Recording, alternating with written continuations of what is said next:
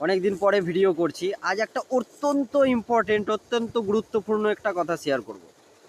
যারা বিশেষত নিরামিষভোজী, নিরামিষ আহার করেন তাদের জন্য বলছি, কোনো বিয়ে বাড়ি, অনুষ্ঠান বাড়িতে নিরামিষ খাবেন না। খাওয়ার আগে ভালো করে ভেবে দেখুন বা দেখে নিন সেই রান্নাটা কোথায় হয়েছে। আমি ক্যাটারিং করতাম, সেই সুবাদে জানি যে অনেক সময় দেখেছি যে একই জায়গায় একই রান্নাশালে আমিষ নিরামিষ খাবার রান্না হয়, এবং আমি দেখেছি যে তেলেতে পকোড়া ভাজা হয়, চিকেন পকোড়া, যে তেলেতে মাছ মাংস ভাজা হচ্ছে, যে তেলেতে, সেই তেলেতেই ভেজ চপ ভাজা হয়, সেই তেলেতেই পনির ভাজা হয়। আমি চোখে দেখেছি সেটা, সিরিয়াসলি বলছি।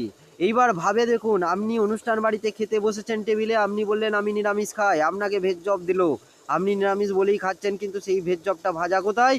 আমিষের তেলেতে ভাজা। যে পনিরের তরকারিটা খাচ্ছেন সেটা কোথায়? আমিষের তেলেতে ভাজা পনিরটা। আপনি খেয়ে নিলেন, আপনি নিরামিষ বলেই কিন্তু খাচ্ছেন। ভেবে দেখুন, এই রকমভাবে হয়, এতে কারুর কোনো দোষ নাই। একই জায়গায় নিরামিষ আমিষ রান্না করাটা অসম্ভব ব্যাপার, রাঁধুনিরা পারবে না, তাই না? এর জন্য আলাদা কাউন্টার দরকার, নিরামিষের আলাদা কাউন্টার, আলাদা খাওয়ার জায়গা, আমিষের আলাদা কাউন্টার, আলাদা খাওয়ার জায়গা, মানে রান্নার জায়গাগুলো আলাদা করতে হবে। সেই জন্যই বলবো, যারা প্রত্যন্ত নিরামিষভোজী, নিরামিষ আহার করেন, মাছ মাংস ডিম খান না, কোনো কারণবশত, যে কোনো কারণবশত হয়তো মাছ মাংস ডিম এইসব খান না, তাদেরকে বলবো বিয়ে বাড়ি অনুষ্ঠান বাড়িতে একই প্যান্ডেলে বসে খাওয়ার কোনো মানে হয় না তাদের। তারা ফল মিষ্টি খেয়ে বাড়ি চলে আসুন, আর নাহলে আলাদা কোনো খাবারের ব্যবস্থা থাকলে সেটা খান।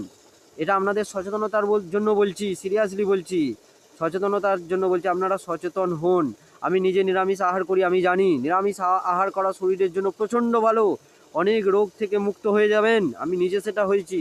আপনারা পারলে নিরামিষ আহার করুন, কিন্তু বুঝে শুনে খাবার খাবেন, খাবারের লোভ সামলানোর চেষ্টা করুন। বুঝতে পারলাম। আমি ক্যাটারিং করতাম, আমি দেখেছি অনেক সময়, এমনও দেখেছি নিরামিষ আহার করে, চারজন বসেছে, একজন নিরামিষ আহার করে, বাকি তিনজন আমিষ। যখন বাকি তিনজনকে আমিষ খাবার পরিবেশন করতে যাচ্ছি, তখন নিরামিষ আহার যিনি করেন তিনি প্লেটটা তুলে নিলেন, বললে বললে ওদেরকে আগে দিয়ে দাও, তারপর আমি প্লেট নামাবো। দিয়ে ওদেরকে দেওয়ার পরে উনি প্লেটটা নামাচ্ছেন। এবার ওনাকে জিজ্ঞেস করলাম, আপনি কী নেবেন? বলছে আমাকে পনিরের তরকারি দাও, আমাকে ভেজ চপটা দাও। ওনাকে ভেজ চপ পনিরের তরকারি দেওয়া হলো, কিন্তু উনি আদৌ জানেন না ওই ভেজ চপটা, ওই পনিরটা ভাজা কোথায়?